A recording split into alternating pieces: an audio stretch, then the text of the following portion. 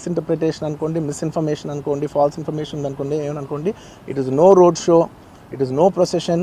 Just థియేటర్కి వెళ్తుంటే జనాలు ఎక్కువ బయటకు వస్తే జస్ట్ వాళ్ళు వేవ్ చేసి మళ్ళీ లోపలికి వెళ్ళిపోయి మళ్ళీ థియేటర్ లోపలికి వెళ్ళిపోయాం. అండ్ థియేటర్ లోపల మీ సినిమా చూసిన కొంచెం సేపటికి సార్ నా వర్క్ అసలు ఏ పోలీసు కానీ ఎవ్వరూ నాకు వర్క్ అసలు నన్ను కలవలేదు, నాతో ఏం చెప్పలేదు. నాకు చెప్పిందల్లా అది పైగా మా మేనేజ్మెంట్ సైడ్ నుంచి వాళ్ళు మా వాళ్ళు వచ్చి చెప్పింది ఏంటంటే, సార్ బయట ఓవర్ క్రౌడ్ అవుతుంది, మీరు దయచేసి వెళ్ళిపోండి అని చెప్పారు. వాళ్ళ పోలీసు వాళ్ళందరూ బయట చాలామందికి ప్రాబ్లం అవుతుంది సార్, ఓవర్ క్రౌడ్ అవుతుంది, మీరు వెళ్ళిపోండి అంటే నేను వెళ్ళిపోయా. సినిమా స్టార్ట్ అయిన కొంచెంసేపు నేను వెళ్ళిపోయా. నేను మా వైఫ్ అందరూ మేము బయటకు వచ్చాము అంతే. నాకు అసలు ఆ తర్వాత నెక్స్ట్ డే నాకు తెలిసింది ఒక లేడీ ఇలా ఉందంట, కళ్ళు తిరిగి పడిపోయిందంట, ఆ తర్వాత ఆవిడ పాపం చనిపోయిందంట, ఇలా ఒక కిడ్ ఉన్నాడు అంటే నేను షాక్లో గురయ్యా. అంటే నాకు తెలీదు అసలు, నెక్స్ట్ డే వరకు నాకు అసలు తెలీదు. I had no idea. ఎందుకంటే నేను నా పిల్లోనే పక్కన పెట్టుకున్నా, నా వైఫ్, నా కొడుకు, నా కూతురు థియేటర్లోనే ఉన్నారు. నాకు తెలీదు.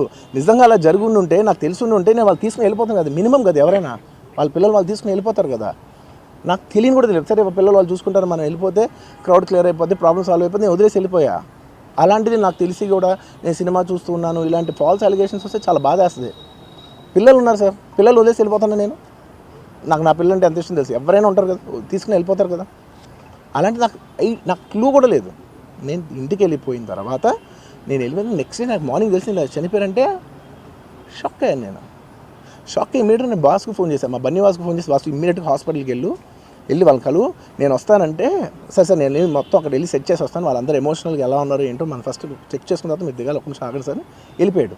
వెళ్ళిపోయి తర్వాత వాసు నేను వస్తానంటే, సార్ మీరు రావద్దు ప్లీజ్, దయచేసి మీరు హాస్పిటల్ రావద్దు, ఇక్కడికి గందరగోళం అయిపోద్ది, నేను నైట్ మీరు థియేటర్కి వెళ్ళారు, ఇష్యూ అయింది, చాలా ప్రాబ్లం అయింది, ఇప్పుడు మీరు హాస్పిటల్కి వచ్చి మళ్ళీ ప్రాబ్లం అయితే మాత్రం సార్ చాలా ప్రాబ్లం అవుతుంది సార్, నేనే వాళ్ళని కొంచెం వాళ్ళ రిచువల్స్ అవన్నీ అయిపోయిన తర్వాత మీ దగ్గర తీసుకొస్తానని చెప్పాడు. ఓకే అని వెయిట్ చేసేసరికి ఇమీడియట్గా ఏం చెప్పాడు, సార్ ఏమనుకోవద్దు, వాళ్ళు మీ మీద కేసు ఫైల్ చేశారు, ఇప్పుడు మీరు వాళ్ళు కలవడానికి లేదంటే నేను మా లీగల్ టీం అదేం పర్లేదు వాసు నేను వచ్చేస్తాను, నేను కొంచెం మూర్ఖంగా మాట్లాడుతుంటే, సార్ మా లీగల్ టీం చాలా స్ట్రిక్ట్గా చెప్పింది, sir they filed the case on you, మీరు ఇప్పుడు వెళ్తే legally it is not right thing to do, please don't go అని చెప్తే అప్పుడు ఆగాల్సి వచ్చింది. సార్ నాకు ఒక్కటే విషయం చెప్తా,